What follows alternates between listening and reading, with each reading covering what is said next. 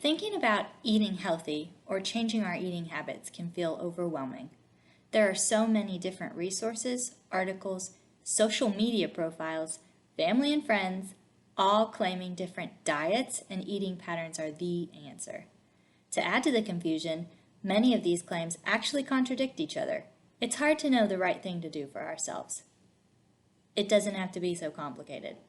Improving our eating is a step-by-step process that can be broken down into as many baby steps as we need to reach success. This presentation is designed to give you a few starting points that will hopefully help you change the way you view eating and make the process of eating for your health more manageable. Mindful eating is defined as maintaining an in-the-moment awareness of the food and drink you put into your body, observing rather than judging how the food makes you feel and the signals your body sends about taste, satisfaction, and fullness. Let's break that down. First, we are often so busy doing other things that we actually fail to notice that we are eating. Step one is to allow your brain to slow down and consider when and why you are eating. What time is it? Am I actually hungry?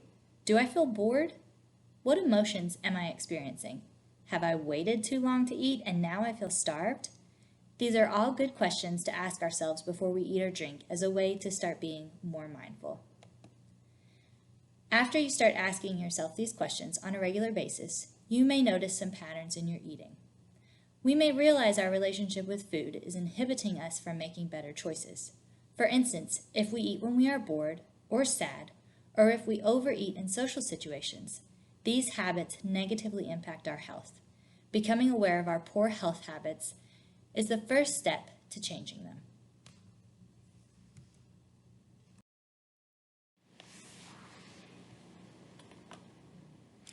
Eating mindfully means that you are using all of your physical and emotional senses to experience and enjoy the food choices you make.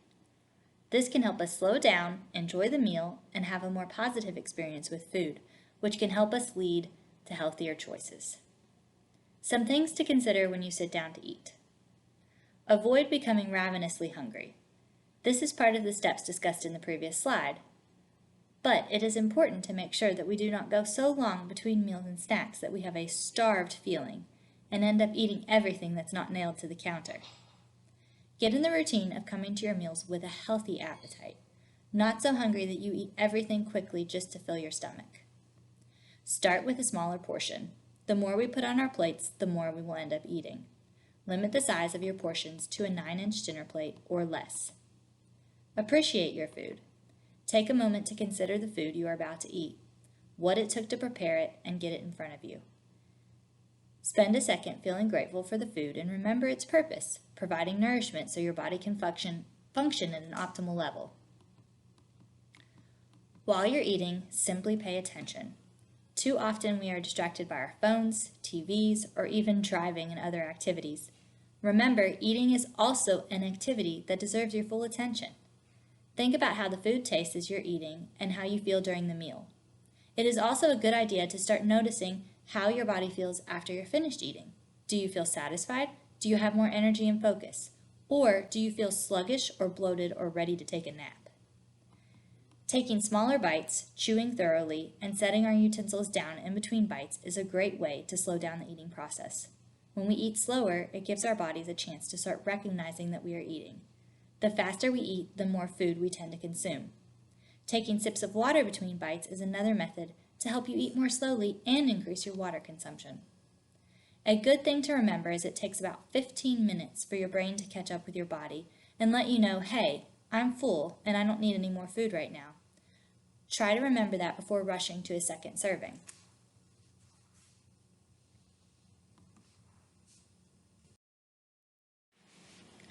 Once we start to make a habit out of the previous steps, and we are able to be mindful of when, why, and how we are eating, we can start to take small steps towards changing what we are eating. We have all heard the common themes: eat your vegetables, avoid the drive-thru, skip the soda, and so on. But changes such as these often feel too big or overwhelming all at once. For many of us, it is better to break our habits down into small, manageable steps, rather than doing a complete overhaul all at once. let's discuss some things to start considering in regard to what kinds of foods we are putting into our bodies.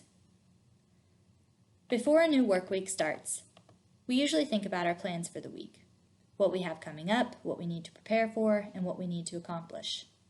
If we want to be successful with our food choices, why would we not plan for them the same way we plan for other things we want to achieve? Thinking about your schedule, plan on the nights you'll eat in versus when you'll eat out. With the meals you have the most control over, the ones that are cooked at home, the first step to improvement is to simply think vegetables. Try adding more veggies into some of your staple home-cooked meals as a part of the entree or the main side dish. You don't have to overhaul the entire dish right away or change your entire meal plan. Stick to what you know and try to just add some vegetables to get those valuable vitamins and minerals. Another recommended baby step towards making healthier choices is to limit drinking your calories. This may be difficult for some who drink soda or sports drinks every day, but you can start by cutting down on the number you drink per week rather than quitting cold turkey. If you can quit the sugary drinks completely, great, but regardless of which path you take, consider buying fewer sugary drinks on your next trip to the grocery store and replacing those beverages with more water. With these few things in mind, make your shopping list for the week based on your plans. We've heard it said that failing to plan is planning to fail. So in our attempts to take small steps to improve our health, we must have a plan. No matter how small the steps, we have to plan to take them. Finally, remember that your health is a marathon, not a sprint. Our steps don't have to be perfect, we just want to work towards taking those steps consistently. Progress over perfection. If you have any questions, feel free to reach out to me at the email below, and make sure you visit our wellness website at wellness.eku.edu.